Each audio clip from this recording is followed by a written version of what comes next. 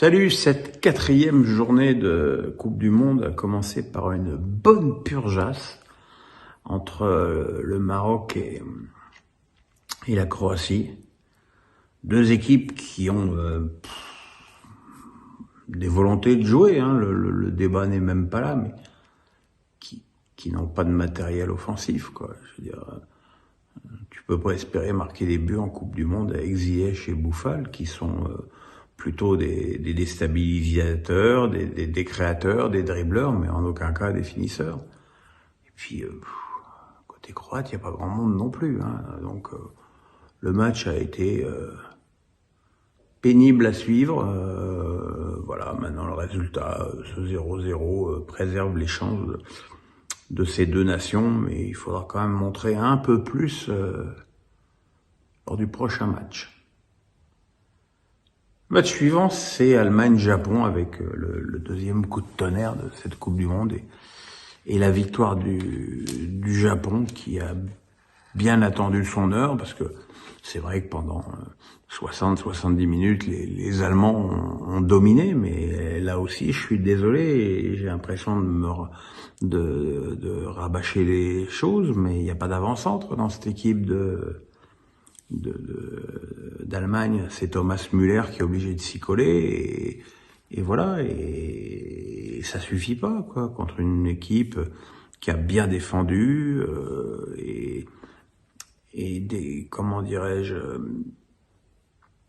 et surtout, l'Allemagne, dès la première mi-temps, a donné des signes de faiblesse défensive avec un but refusé pour hors-jeu aux Japonais.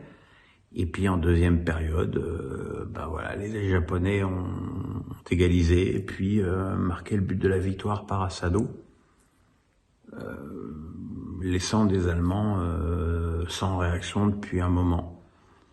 Voilà, c'est un petit peu triste de voir une grande nation du foot se chercher comme ça. Il y avait quand même beaucoup de joueurs de grosse réputation dans cette équipe d'Allemagne, et à l'arrivée, ça donne pas grand-chose, quoi. Alors, changement de décor total avec Espagne-Costa Rica, avec une équipe d'Espagne exceptionnelle, hein, qui est revenue quasiment au niveau de ses titres mondiaux et européens, avec plus de 1000 passes, 7 buts, un spectacle inouï, des buts construits, magnifiques, vraiment un régal.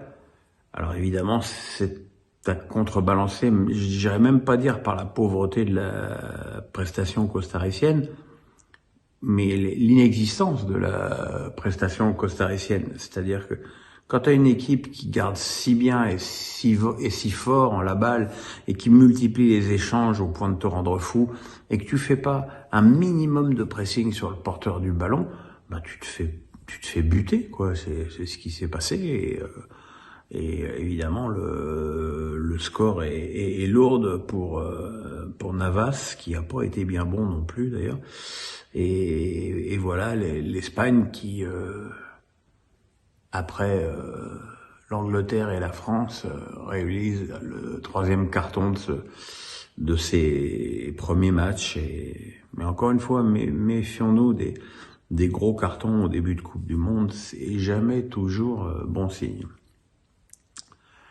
Et puis ce soir, le Canada s'est fait voler par cet arbitre qui est mauvais comme un cochon, VAR ou pas VAR, mauvais comme un cochon. Ils ont eu un penalty qu'ils ont raté, mais ils auraient dû en avoir 2 autres. Et les Canadiens ont été très offensifs pendant la première mi-temps. Après, ils avaient plus d'essence dans le moteur, mais voilà, face à des Belges que j'ai trouvés vieillissants, sans idée, avec un Hazard pas si mal compte tenu de ce qui se dit de lui, mais un De Bruyne très en dessous de son meilleur niveau. les Belges ont finalement réussi à remporter sur un long ballon d'Alderweireld pour Michy Batshuayi qui a marqué le but de la victoire belge, mais c'est très peu. C'est très peu pour une formation qui se veut être une des nations favorites de cette Coupe du Monde.